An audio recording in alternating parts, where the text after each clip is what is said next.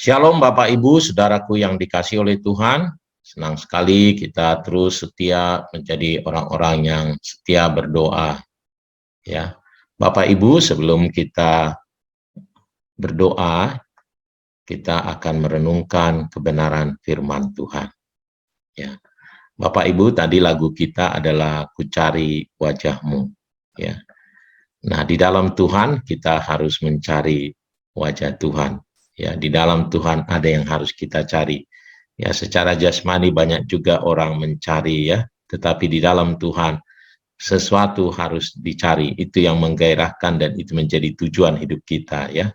Nah, apa sesungguhnya yang harus kita cari kalau di dalam Tuhan?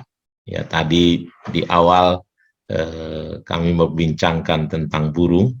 Nah, banyak orang memang hobi burung dan kadang mencari burung sampai kemana-mana ya.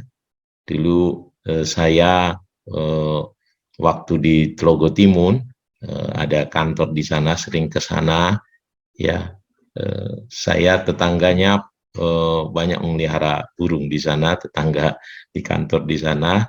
Lalu saya banyak bertanya juga bahwa dia begitu senang sekali memelihara burung sehingga dia mencari kemanapun gitu ya burung ini, ya luar biasa. Nah, apa kalau di dalam Tuhan ini apa yang harus kita cari ya? Nah, itu yang menjadi topik kita. Mari kita buka ya. Jadi ini judulnya apa yang harus kita kejar, kita cari untuk kepujian, kemuliaan bagi Tuhan kita ya. Nah, mari buka Alkitab kita Filemon 1 ayat 4 sampai 7. Aku mengucap syukur kepada Allahku setiap kali aku mengingat engkau dalam doaku, karena aku mendengar tentang kasih-Mu kepada semua orang kudus dan tentang iman-Mu kepada Tuhan Yesus.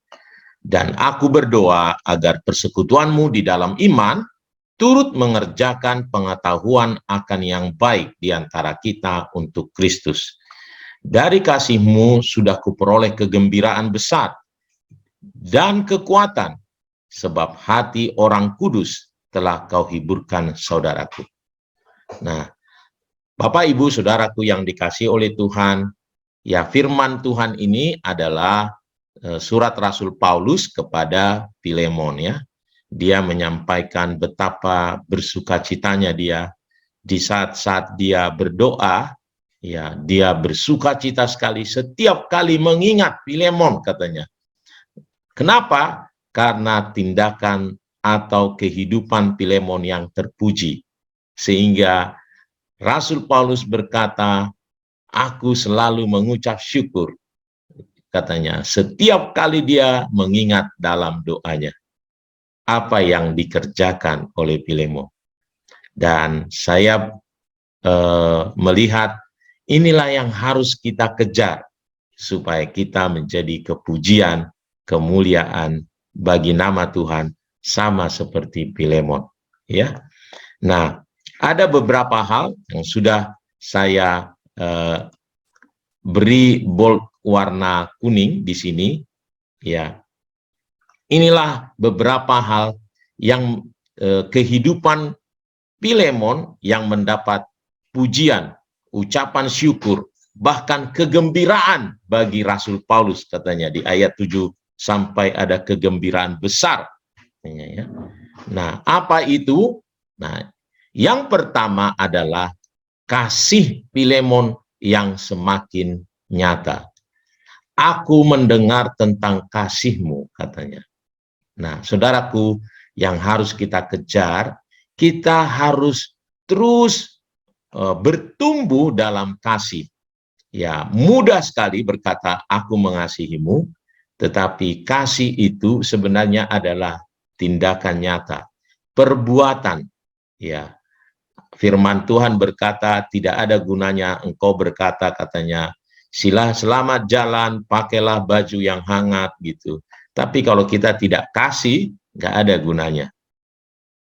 Nah, kasih itu akan semakin nyata itu yang harus kita kejar, bertumbuh dalam kasih. Ya, mari kita mengasihi, bukan hanya sekedar dengan perkataan, tetapi dengan perbuatan. Kasih memang membutuhkan pengorbanan. Ya, orang dunia saja tahu bahwa kasih itu bukan hanya perkataan, tetapi adalah perbuatan. Mari kita mengasihi, kita tunjukkan kasih kita kepada saudara-saudara kita, tentu dengan perbuatan kita. Apa yang bisa kita lakukan buat saudara kita? Ya, Tuhan mau kita bertumbuh dalam kasih supaya kita menjadi orang yang mendapat pujian, ya. Nah, yang kedua tadi adalah Rasul Paulus berkata ia sangat bersyukur karena ini nih, tentang imanmu kepada Tuhan Yesus. Filemon menghadapi banyak kesukaran, tetapi dia terus saja di dalam Tuhan. Memang iman itu akan selalu diuji, ya, ya. Selalu saja iman itu mendapat pencobaan, mendapat ujian, dan apakah dia tegak berdiri atau tidak. Ya. Nah, kalau kita ingin menjadi kepujian, kita tidak tergoncang dengan masalah yang kita hadapi. Ya. Nah, banyak anak Tuhan kalau dia punya masalah, nggak datang ke gereja, ya, tidak ikut beribadah. Ya, ada anak Tuhan yang demikian. Tetapi mari kita bertumbuh, ya, apapun masalah yang kita hadapi, kita menjadi orang-orang yang setia. Ya. Ayub adalah pribadi yang dipuji oleh Tuhan. Sangat terpuji karena dia dicatat betapa Allah kita sangat bangga mengenai Ayub. Mengapa begitu? Karena iman yang teruji. Ya, salah satu tokoh yang dikisahkan betapa luar biasanya masalah yang dihadapinya, tetapi Alkitab mencatat dia bangkit dan terus setia, tekun, percaya kepada Tuhan. Mari kita bertumbuh dalam iman kita melalui kesulitan, melalui persoalan yang kita hadapi, kita terus teruji. Ya. Nah, yang ketiga adalah pengetahuan yang benar. Apa itu? Iman itu dilakukan, ya. Pengetahuan itu, kebenaran firman Tuhan itu dikerjakan, dipraktekkan. Bukan hanya sekedar pengetahuan, tetapi pengetahuan yang benar adalah pengetahuan yang betul-betul dipraktekkan. Tadi ayatnya dikatakan, dia bersyukur, Rasul Paulus, karena persekutuan dari Filemon di dalam iman, turut mengerjakan pengetahuan akan yang baik. Jadi pengetahuan itu, ya, dikerjakan. Ya, saya pernah menyampaikan iman dan cermin itu dalam khotbah. Firman dan cermin. Firman itu bukan hanya untuk menambah pengetahuan. Kita membaca firman Tuhan, mendengar firman Tuhan supaya kita makin mengetahui kebenaran, bukan hanya sekedar di sana, tetapi kita mempraktekkannya. Firman itu menjadi cermin untuk kita bisa memperbaiki kehidupan kita. Pengetahuan yang benar adalah bila pengetahuan itu kita praktekkan. Ya. Pengetahuan itu menjadi cermin buat kita untuk kita memperbaiki sesuai dengan pengetahuan kita. Dan yang keempat, ya, Filemon dipuji karena katanya, sebab hati orang-orang kudus telah kau hiburkan, saudaraku. Rasul Paulus memuji, ya, Filemon karena Filemon menghibur orang-orang Kudus. Ia melayani orang-orang. Nah, mari kita juga akan menjadi orang-orang yang dipuji oleh Tuhan kalau kita melayani. Ya, melayani.